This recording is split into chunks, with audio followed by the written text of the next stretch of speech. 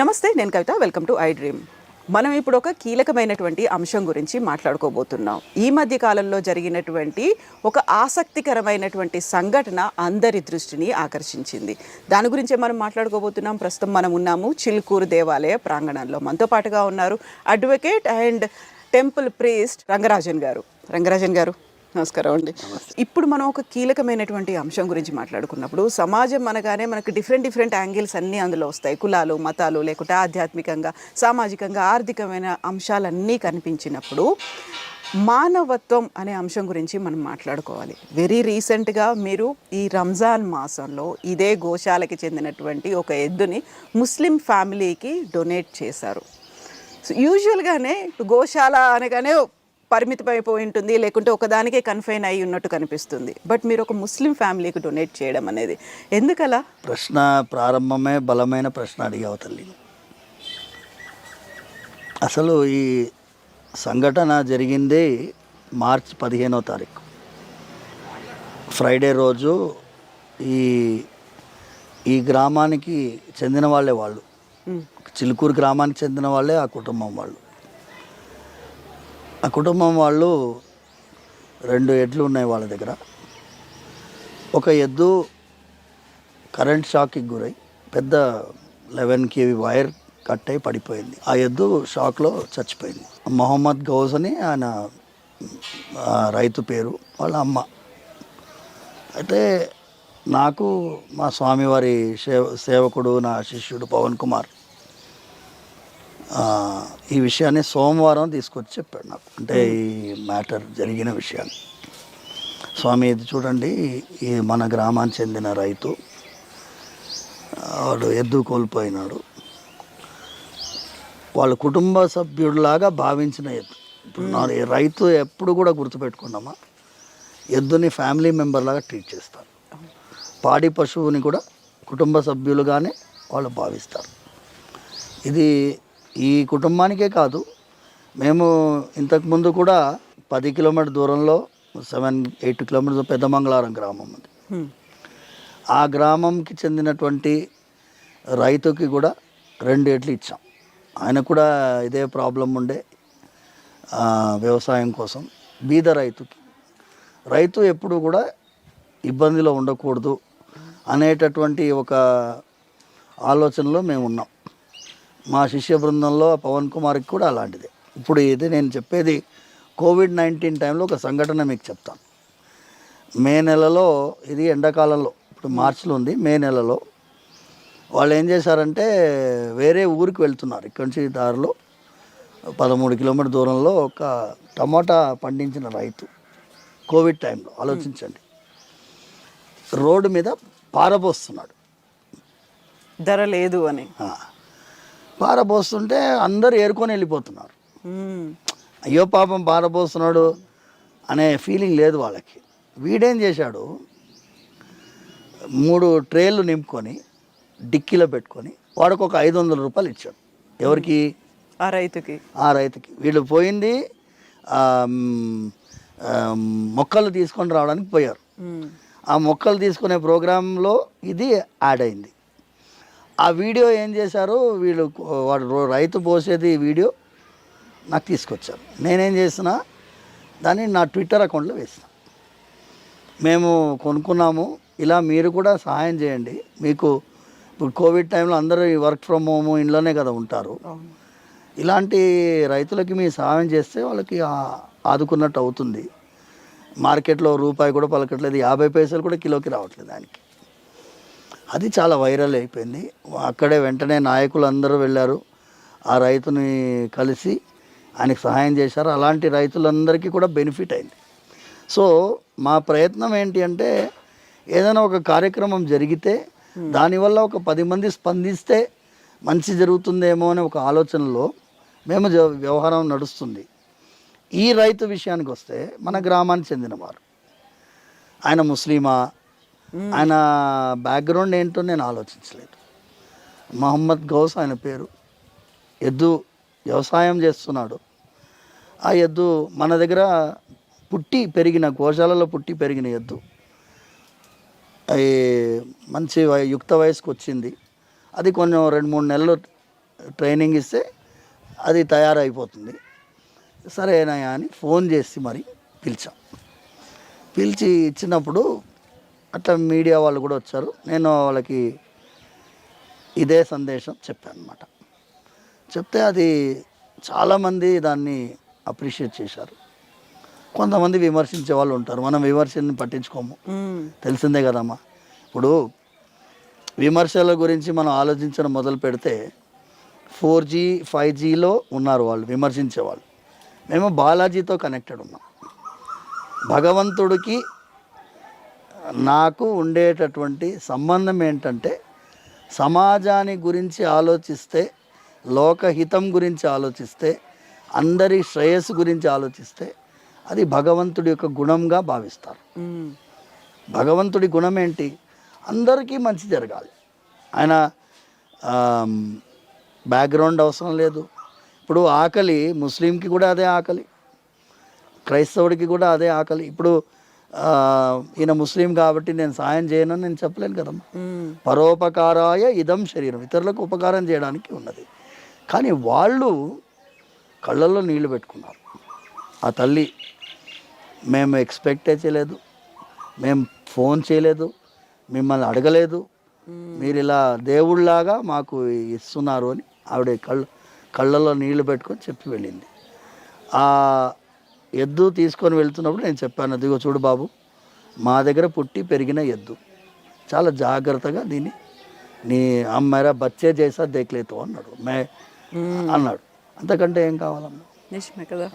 ఇప్పుడు మనకి రైతుకి కానీ, అన్నం పెట్టే అన్నదాతకి కానీ, అమ్మకి కానీ ఒక ప్రత్యామ్నాయం లేదు అనుకుంటాం. రైతు లేకపోతే రాజ్యం లేదు, రైతు ఏడ్చిన రాజ్యం కూడా మనకి కళ్ళ ముందు కూడా ఊహించుకోలేము.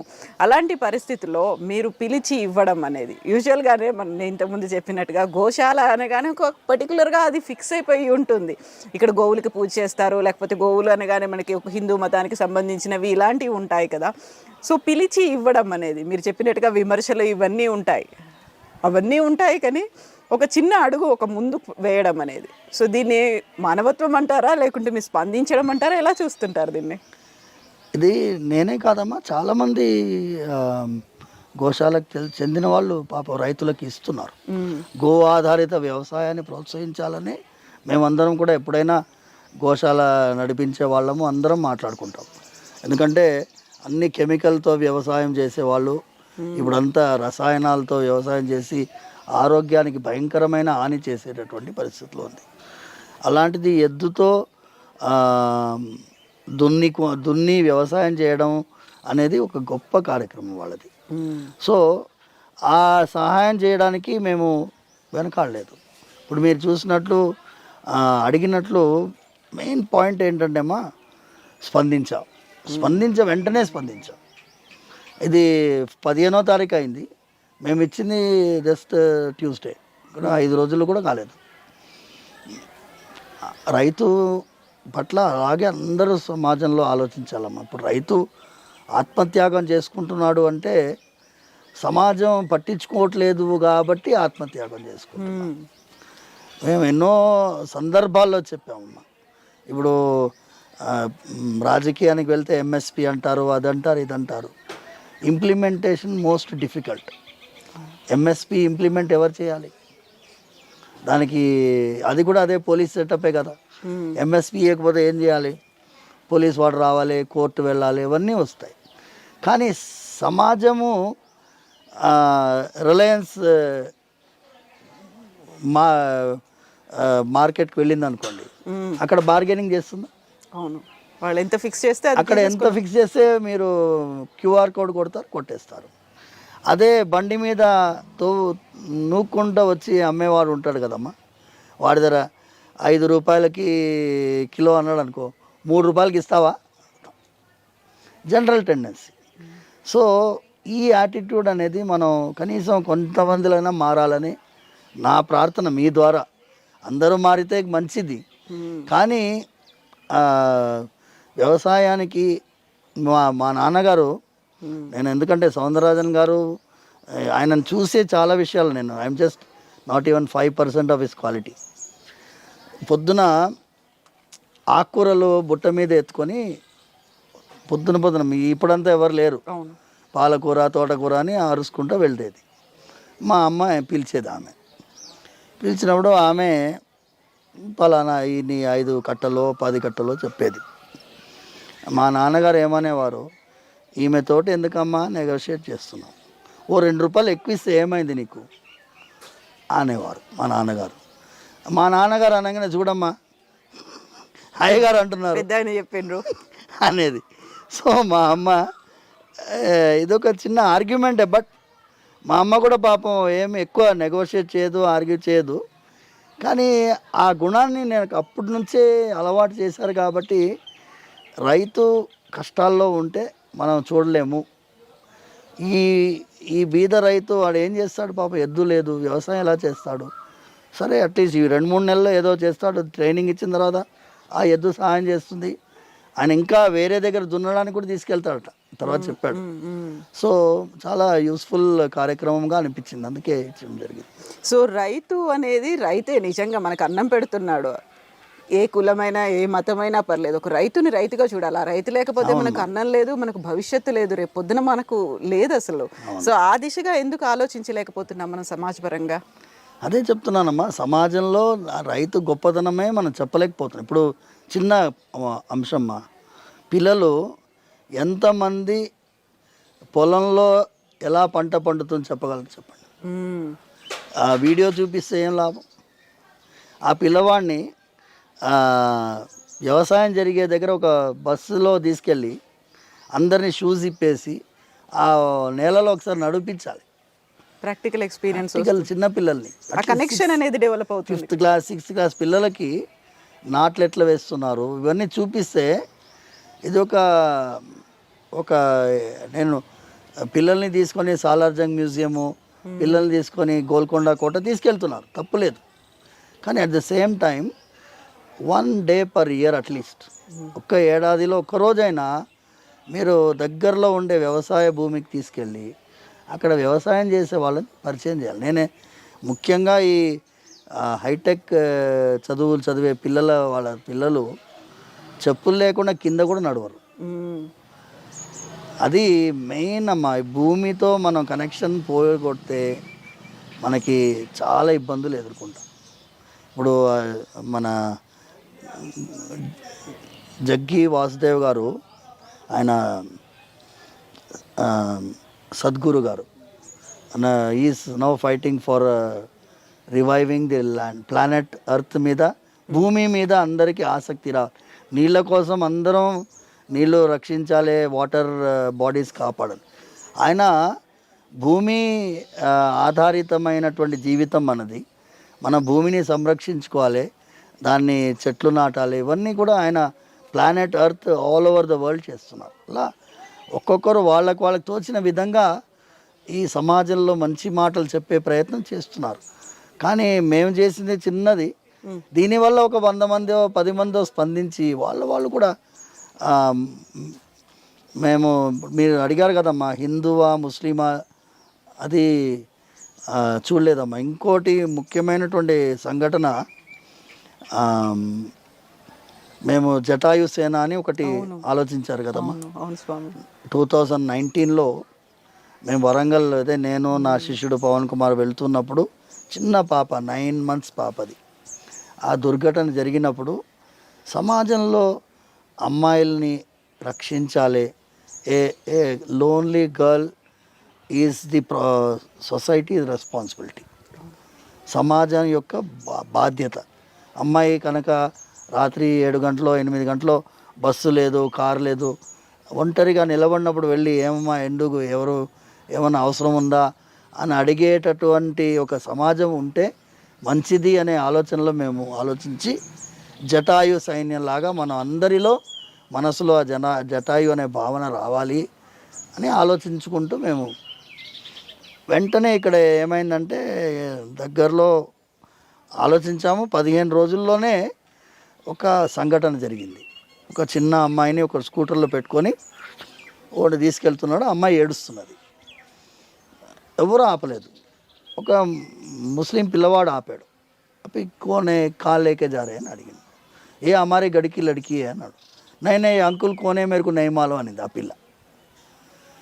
2 నంపకాయలు పెట్టేస్తే ఆ డిక్కీలో అన్నీ దుప్పటి అన్నీ ఉండినాయి. వాడిని దగ్గరగా మన పోలీస్ స్టేషన్కి తీసుకెళ్ళి అప్పచెప్తే ఆ అమ్మాయి కొంచెం అతి స్థిమితం లేదు, వీడు ఏదో అఘాయిత్యాని కోసం తీసుకుపోతున్నాడు అని తెలిసి తర్వాత వేరే కార్యక్రమాలు పోలీస్ చేశారు. బట్ ఆ పిల్లవాడు కనుక ఆపకపోయి ఉంటే, స్పందించకపోయి ఉంటే ఇమ్మీడియట్గా, అది ఆ కాన్సెప్టే జటాయు సైన్యం అని అన్నాం మేము.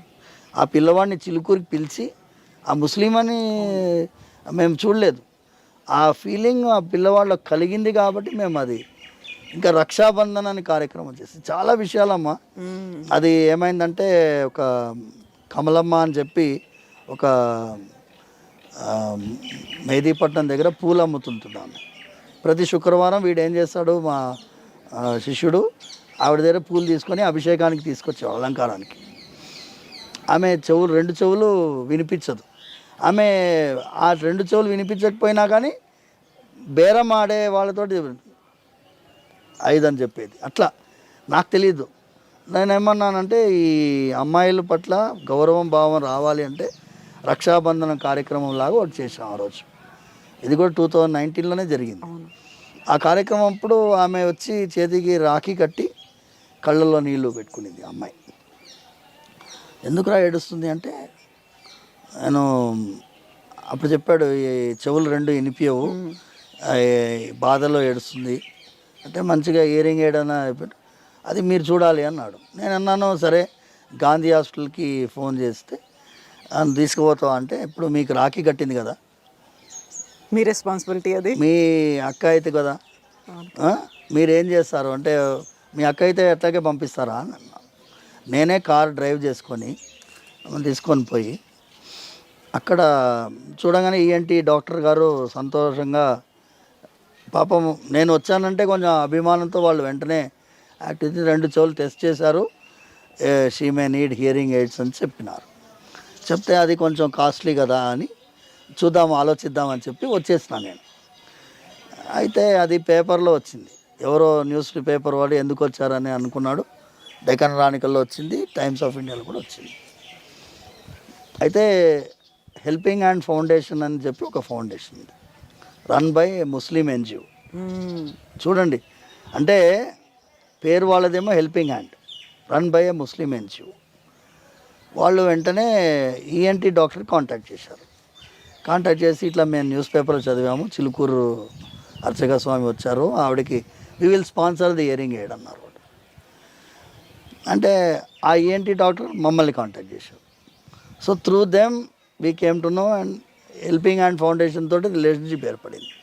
సపోజ్ వీడు కనుక మనం పోవాలని చెప్పకపోయి ఉంటే నేను వెళ్ళేవాడిని కాదు, ఆ వెళ్ళకపోయి ఉంటే ఆ అమ్మాయికి ఇయరింగ్ ఎయిడ్ వచ్చేది కాదు. సో ఇదంతా భగవంతుడు కొంతమంది ద్వారా మన ద్వారా చేయించుకుంటాడు. ఆ హెల్పింగ్ హ్యాండ్ ఫౌండేషన్ తోటి ఇప్పుడు చాలా దగ్గరగా మేము యాక్టివిటీస్ చేస్తున్నాం. ఒక మస్జిద్లో వాళ్ళు క్లినిక్ నడిపిస్తున్నారు. ఆ మస్జిద్ క్లినిక్కి కూడా నన్ను పిలిచారు యాన్యువల్ సెలబ్రేషన్కి. నేను వెళ్ళాను.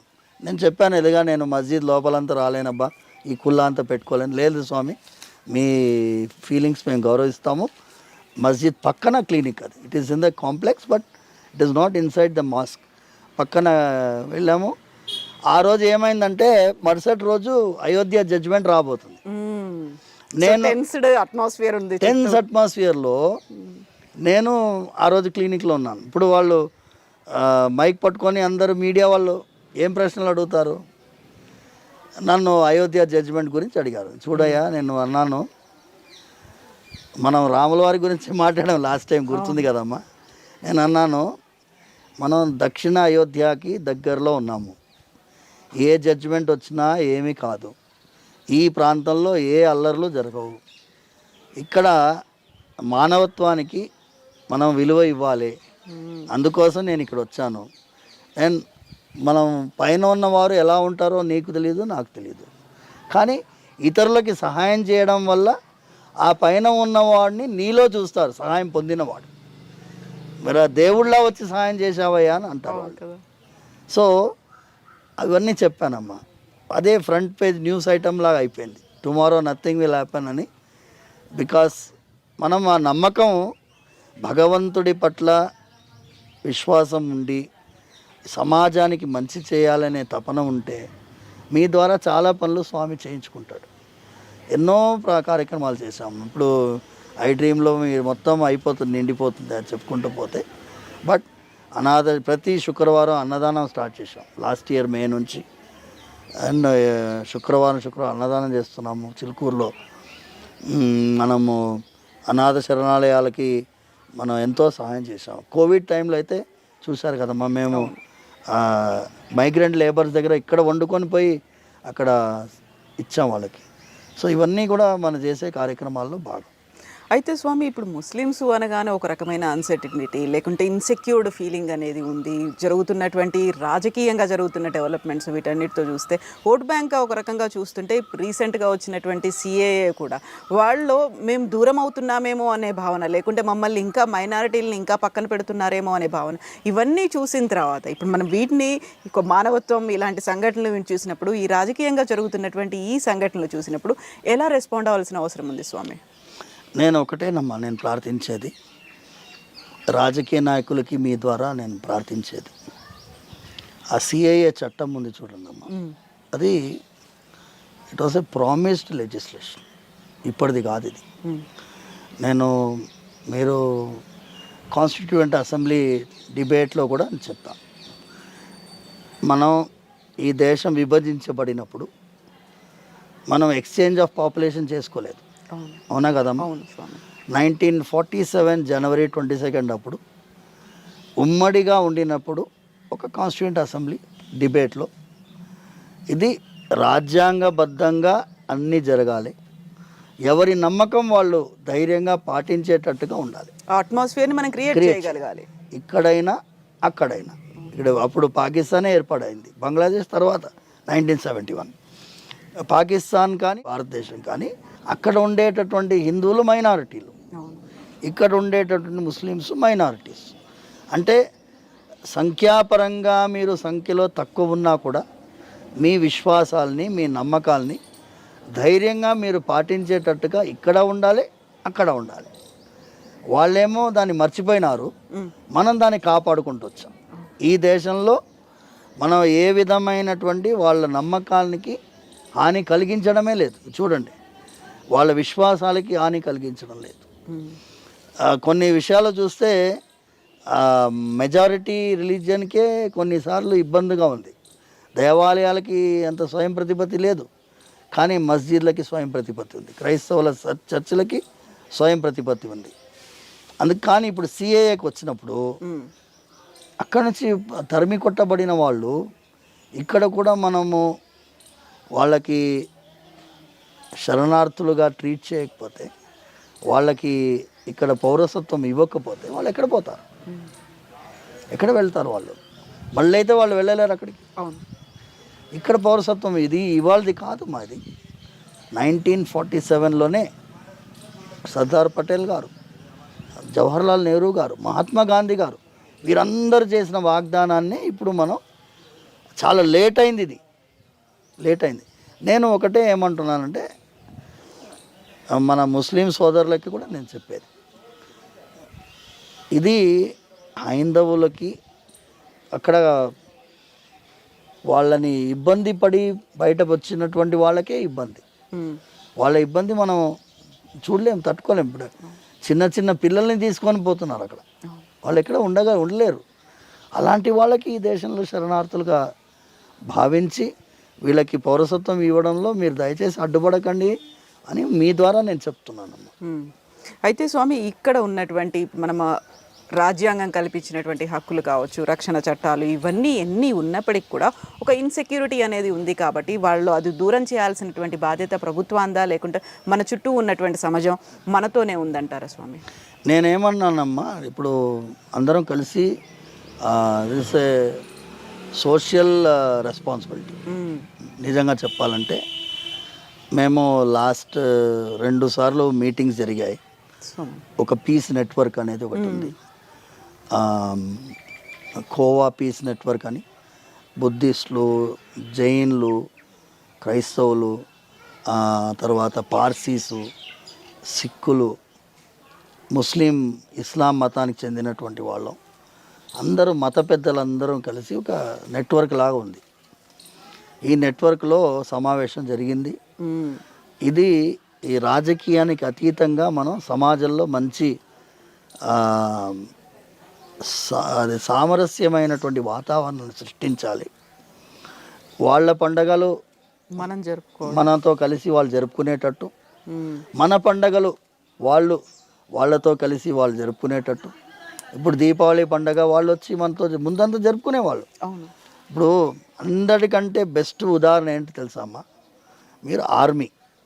ఈ దేశం సైన్యం మీరు వెళ్ళి చూస్తే వాళ్ళు క్రిస్మస్ కూడా అంతే గ్రేట్గా సెలబ్రేట్ చేస్తారు. ముస్లిమ్స్ వాళ్ళది రంజాన్ కూడా అంతే సమానంగా జరుపుతారు. దివాళీ పండుగ కూడా అలాగే జరుపుకుంటారు. అది ముస్లిమ్స్ జరుపుకునేటట్టుగా, క్రైస్తవులు జరుపుకునేటట్టుగా అని భావించకుండా ఇది దేశం పండగ. It's a festival of humanity, festival of religion. ఏ మతమైనా కూడా అమ్మ ప్రారంభం ఏర్పడినప్పుడు ఈ ద్వేషాలు లేవు. ఎప్పుడు ప్రారంభించబడిందో ఈ ద్వేషాలు లేవు. కానీ మనిషి అనేటటువంటి వారు తప్పకుండా విద్వేషాన్ని సృష్టించే ప్రయత్నం చేస్తారు ఎక్కడైనా సరే.